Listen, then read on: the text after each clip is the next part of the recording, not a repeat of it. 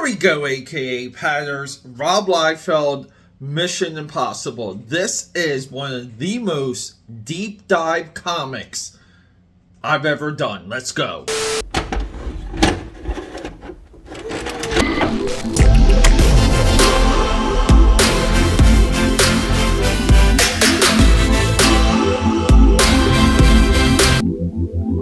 Alright, aka Padders, we're back. Peter A. DeLuca here, aka Pad69. Stay with me, known through Philadelphia, PA, and Europe, and the multiverse as the eclectic one. This video, we show that eclectic isms. Can I just bring it right here? We've all seen this cover, Dollar Bin Gold, and you guys know how much I love licensed comic, and you guys know I love the timely content drip. This book's a little bit like a week late, but I was going through a lot of other books for something else, and I came across this, and I just said, holy, how did I forget this? How did I not make these connections sooner? But we're here now. People, I worked today. We had another IT emergency. Your boy here came in, saved the day. 8 o'clock. It's now 11. We're pushing midnight. Okay? I just want to, lay the foundation. I was like, hey, I'm going to bring you guys a 5-page Rob Liefeld story. Rob Liefeld, Mission Impossible. 5 pages. Said, let me read these 5 pages. Written by absolute legend Marv Wolfman. But let's just do a quick video. But it's 8 o'clock, and this exposed such a deep dive. It's so detailed. It's intricate. The 90s comic book lore, industry history that's in this issue, I'm not sure I can compare it to anything. This book is highly significant, and I believe it's significant enough for everybody needs to own this book. And we're going to hit that drawing table in the next 10 seconds, and we're going to discuss it. But also keep in mind, Paramount Comics kind of merged, had a really big partnership with Marvel Comics during this time. There's a Mark Silvestri, Top Cow, X-Men, Star Trek. You have got to get that. That is the crown jewel of this collaboration. And also, on the side note, speaking of Star Trek, Paramount Comics also did a solid 3 years of the Deep Space Nine comic book with Marvel. Really solid stuff. But this here, though, there's so many stories outside of the pages in this one very comic. Let's go.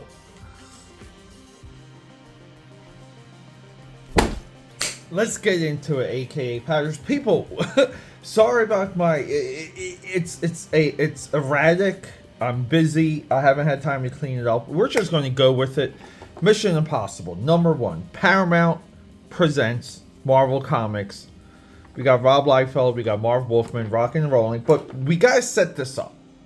So by this time in Rob Liefeld's career, Rob Liefeld's mission, right? His role in Image is fading. It's going away. It is, the candle is burning out. One of the catalysts for that is his agreement with Marvel to bring back Captain America and the Avengers. Still to this day, I believe both of those series, high selling of those 2 series of all time.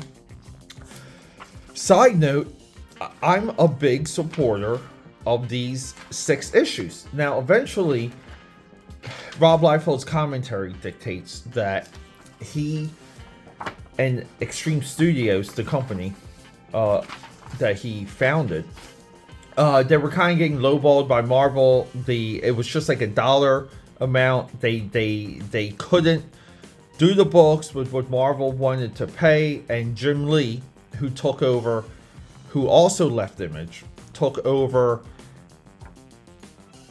Fantastic Four. Sorry, got a brain fart there. He took over Fantastic Four and Iron Man, and essentially, that was the end of Image Comics. It really was. I tried to buy this original arc, by the way, at one point.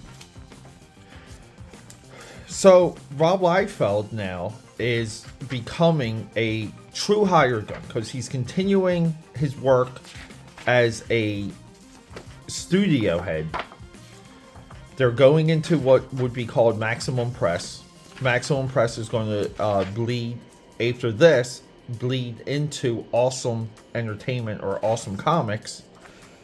But then, like, you know, we really have Rob Liefeld exiting Image.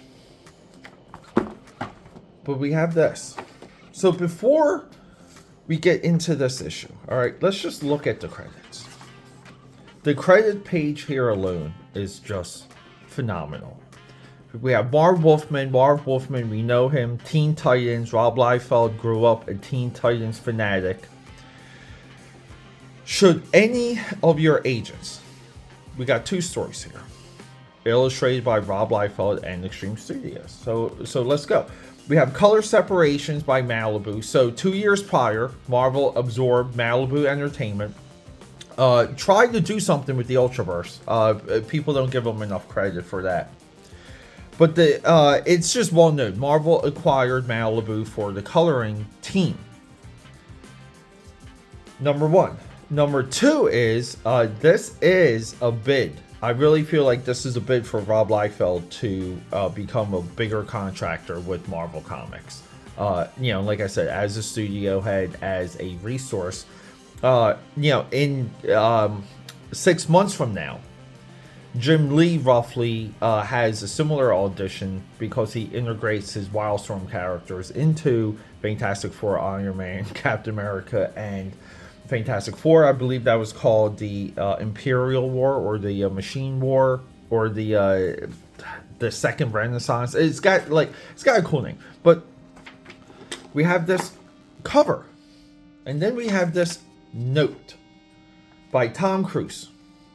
Dear Rob, it was great seeing you as well again. All right, real quick, let's just put that to the side. What's he referencing? Well, he's referencing this. This is from Entertainment Weekly. Comics have reached such a critical mass, blah, blah, blah. According to hot comics artist Rob Liefeld, Tom Cruise was so eager to get into the Spantex fetish that he asked Liefeld to create a comic book concept for him. Liefeld came up with The Mark, right? Well, guys, I inked a sample page of The Mark, but this is when Will Smith was attached. Okay, look. And this sample page helped me get hired for Darren Davis, and I became I worked with Alias and Blue Water, did a good chunk of books for him. So there's that personal connection there. But let's get back to that Tom Cruise note. I think you did the whole MI comic over to it. It smokes. Thank you for the toys and comic books. My kids and I will enjoy them, no doubt. So Tom Cruise, part of like the stories, Tom Cruise asked Rob Liefeld to illustrate the cover of this comic. So here we go. Now, when we get into the actual story, we're going to jump to the second one. But the other historical note of this is that Tom Cruise reportedly, okay, didn't like how he was drawn. He thought he looked too feminine. So they pulled all the issues, fixed up the page, and reprinted it. So there's 2 separate versions of this. Again, it's chock full of history, but let's get into the Rob Liefeld story. And you guys will see within 2 seconds. And there's a reason why I brought Brigade out as the Image Comics heyday reference. Mission Impossible. Should any of your agents? Well, within first glimpse, we can tell that these pages are not Rob Liefeld, right? I mean, we can tell pretty easily. I for a while suspected it was Murat Michaels. Murat Michaels had tremendous growth. He became more of like his rendering just really improved. Became more of a storyteller. But it's not Rob Liefeld. And then we go back to the credits and we see Rob Liefeld and Extreme Studios. So let's get into the story, because this is the other part that blew my mind. This is a prequel to the movie. Didn't even know this ever existed. So this is critical. We open up with Luther. Now, I believe it's Ving Rhames. I believe it's Ving Rhames' character. Luther's under fire. They're making references of a disc. They have to track something down. There's another agent. That agent went missing. We got Luther fighting for his life. And, he jumps out of a window, gets a couple guns blasted at him, does a barrel roll right through a glass window, and just arrives at the edge of a roof. A box? Question mark, but the box folds into a hang glider, and right before he escapes, he gets captured, and our guy here, basically he's like, hey, it's gonna be great torturing you. Your country is not even going to admit that you were here, so you're just ours. So now we have like a little bit of a side story to how Luther ended up from the rooftop into a hacker. Only a hacker, right? Because Luther is not much of an agent, but he's hacker only, kind of. In the from here to the first Mission Impossible. So then we get Krieger, right? Krieger is a disavowed MI agent that Tom Cruise recruits in the first movie. He is looking for the White Dragon. He finds this girl. He busts through the window. They keep mentioning chloroform. You see it here. It just doesn't work. They're in the car here. Again, the story, I'm not really able to connect all the story beats, but we're trying. But essentially, he you guys can see he shoots his way out. He's still looking for the White Dragon. And then along the way, he just blows up this entire ammunition dump that's in this mosque. And and he's like, hey, he makes a phone call, and the guy that he calls is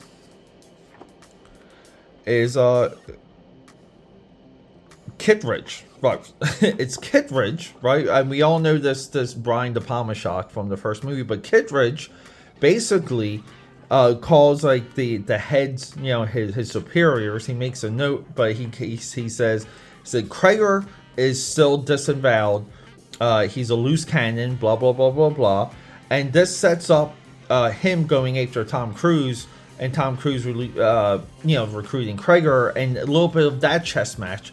So it does lead directly into Mission Impossible. It's not like a full connection. It's not like a Rogue One leading into New Hope type connection, but and you guys might say, I can't believe they drew Ving Rhames this way. I can't believe they drew Jean Reno this way. Guys, keep in mind, for licensed comics, a lot of times there's little description, there's a little framework of what you have to work with, and you just have to go with it. But here's the other very interesting point.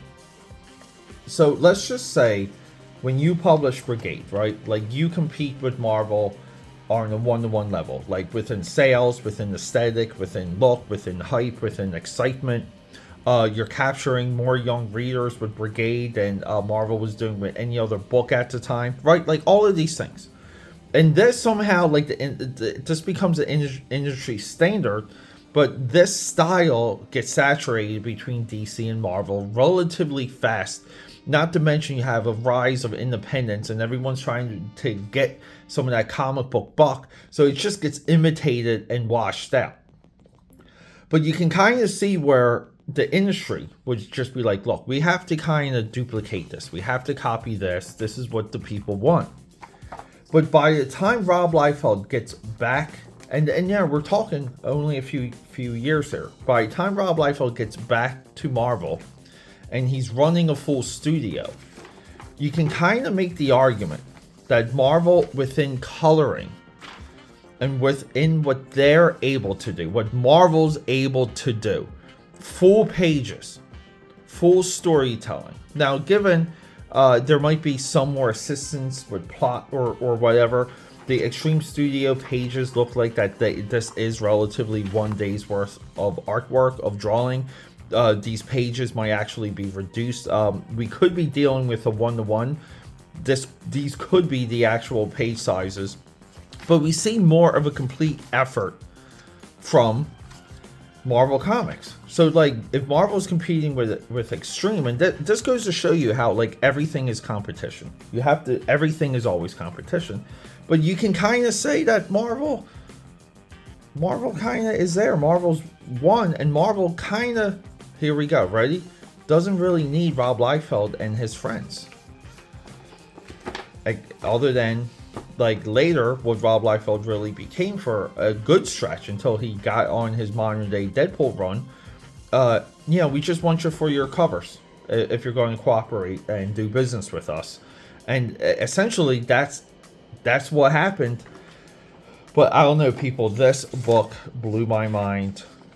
Just like researching a lot of this stuff. I do believe this is essential.